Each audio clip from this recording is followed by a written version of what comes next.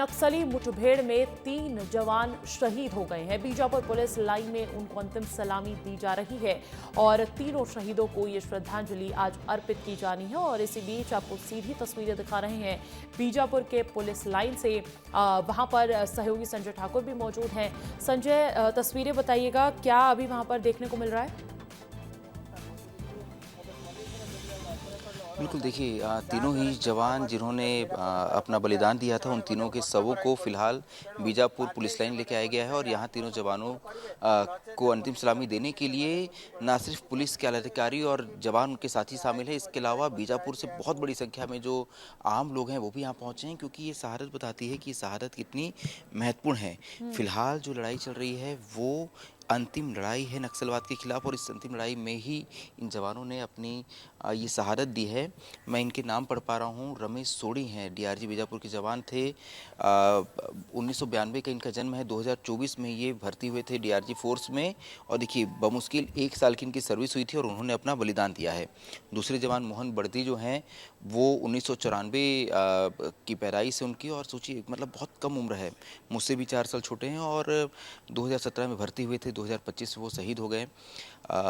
शहीद दुकारू राम गोंदे हैं, वो भी 1983 का उनका जन्म है और 2023 में भर्ती हुए थे पुलिस में और 2025 में उनकी शहादत हुई है। ये जवान इस बात को बखूबी जानते थे क्योंकि डीआरजी फोर्स जो है वो एंटी नक्सल ऑपरेशंस में बहुत इफेक्टिव रही है। सीधे तौर पर नक्सलियों से लड़ाई के लिए जो है इस फोर्स को बनाया गया था। ऐसे में जवान जब इस फोर्स में भर्ती हुए थे उन्हें पता था कि एक दिन ये समय भी आ सकता है, लेकिन इसके बावजूद सोचिए कि इस इलाके में कितने बड़े ऑपरेशंस को इस टीम ने अंजाम दिया। पश्चिम बस्तर डिवीजनल कमेटी यानी गंगालूर का ये क्षेत्र जो है जहां ये पूरा इनकाउंटर हुआ है, ये नक्सलियों का देश में सबसे मजबूत गढ़ था। सिर्फ मजबूत गढ़ नहीं था बल्कि इस जगह को नक्सलियों की पाठशाला भी कहा जाता था, क्योंकि यहाँ इसी इलाके से सबसे अधिक नक्सल कैडर हुए हैं। ऐसे में इस इलाके में नक्सल संगठन की कमर तोड़ने के लिए, उन्हें खत्म करने के लिए फोर्स ने एक बड़ा ऑपरेशन चलाया, क्योंकि इससे पहले लगभग 10 दिन का एक विंडो सरकार ने और फोर्स ने दिया जिसमें सरकार चाहती थी कि ये नक्सली बिना किसी खून खराबे के मुख्यधारा में लौट आएं।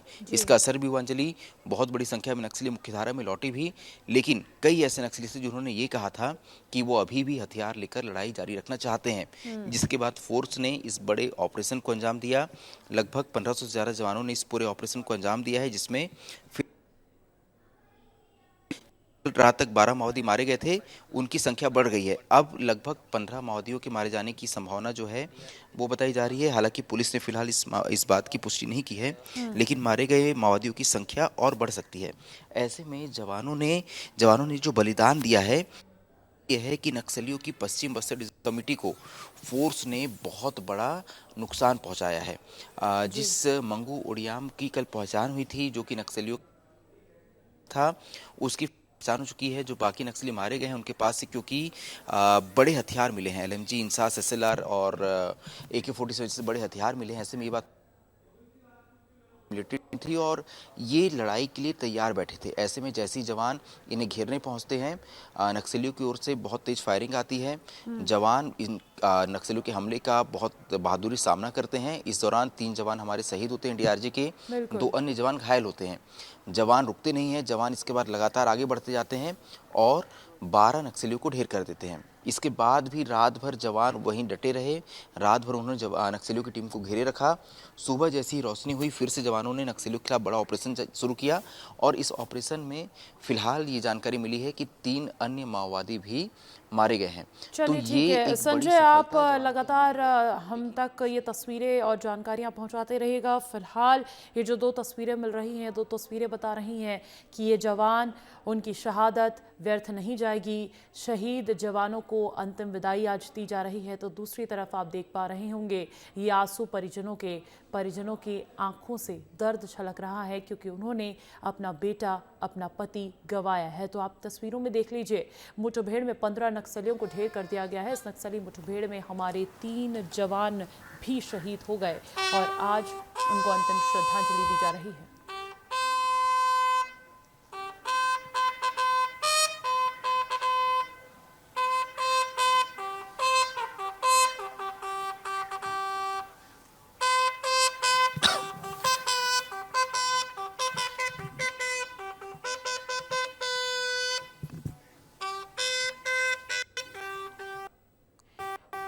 तो देखिए, छत्तीसगढ़ में दंतेवाड़ा बीजापुर बॉर्डर पर सुरक्षा बलों और नक्सलियों के बीच की मुठभेड़, जिस एनकाउंटर में डीआरजी के हमारे 3 जवान शहीद हो गए।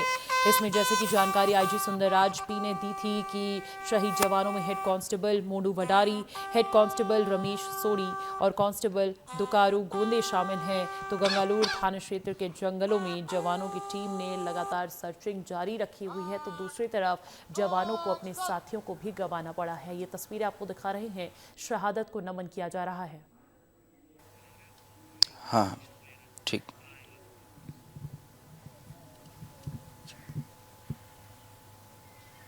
देखिए, आपको तस्वीरें दिखा रहे हैं। आज अंतिम सलामी, अंतिम विदाई हमारे 3 शहीद जवानों को दी जा रही है। पुलिस लाइन की ये तस्वीरें हैं। ऐसे में जो तस्वीरें मिल रही हैं वो तस्वीरें हम तक पहुंचाने के लिए संजय ठाकुर लगातार बने हुए हैं। संजय,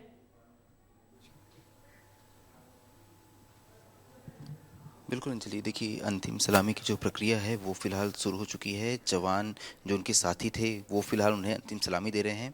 मुझे यहाँ नज़र आ रहे हैं लगभग बस्तर के सभी आला अधिकारी जो हैं पुलिस के और प्रशासन के, वो फिलहाल यहाँ आपको नज़र आएंगे। इसके अलावा जो शहीद जवान हुए हैं उनके परिजन यहाँ हैं, और जो उनके साथ काम करते थे, उनके साथ के जो जवान थे, उनके साथी जो थे, वो भी बड़ी संख्या में के नाम कि ये इस वक्त उनके लिए मौन रखा गया है। इसलिए मैं चाहूँगा अपनी वाणी को विराम करना। और फिलहाल जो देखिए, ये फिर से प्रक्रिया जो है अंतिम सलामी की ये शुरू हो चुकी है, और इस शहादत को अंजलि याद रखा जाएगा। नक्सलियों के खिलाफ जो सबसे बड़ी लड़ाई जारी है, उस लड़ाई में इन तीनों जवानों ने सुप्रीम सेक्रीफाइस दिया है, और ये बलिदान है के जरिए, इसी तरह के बलिदानों के जरिए जो नक्सलवाद जो सबसे बड़ी समस्या थी बस्तर की, बस्तरी नहीं देश की सबसे बड़ी आंतरिक समस्या कहा था, आंतरिक सुरक्षा में सबसे बड़ा खतरा बताया था मनमोहन सिंह ने, उस आंतरिक सुरक्षा पे सबसे बड़े खतरे को खत्म करने की कोशिश की जा रही है। ऐसे में ये तीनों जवानों ने इतिहास के नाम को दर्ज कर लिया है। हमेशा आने वाले समय में इन जवानों को याद किया जाएगा कि जब नक्सल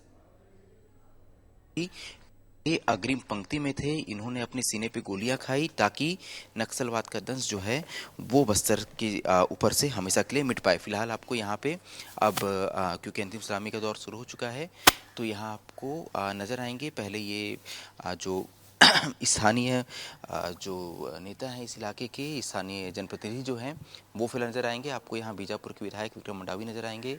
उनके पीछे आपको अन्य जो स्थानीय जनप्रतिनिधि हैं आएंगे। इसके अलावा अब आपको बस्तर आईजी नजर आएंगे। बस्तर आईजी, क्योंकि वो जब ये सबसे बड़ी लड़ाई नक्सलवाद के खिलाफ चल रही है, इसमें अगर कोई सबसे सीनियर अधिकारी है और जिन्हें सबसे लंबा अनुभव है, वो बस्तर आईजी पी सुंदरराज ही हैं। कल जब वो हमसे बातचीत कर रहे थे तो उनकी आंखें कुछ नम थी, उनकी जो आवाज़ में हमेशा एक हम गर्मी देख पाते हैं वो नहीं थी, क्योंकि उन्हें भी ये पता है कि 3 जवानों की बिल्कुल, ये शहादत वो बलिदान है जो व्यर्थ है। नहीं जाएगा। तो मुख्यमंत्री भी इसको लेकर ऐसा ही पोस्ट कर चुके हैं, और ये जो नक्सलवाद के खिलाफ अंतिम लड़ाई लड़ी जा रही है उसमें इन हमारे 3 जवानों ने भी अपना नाम दर्ज करवाया है।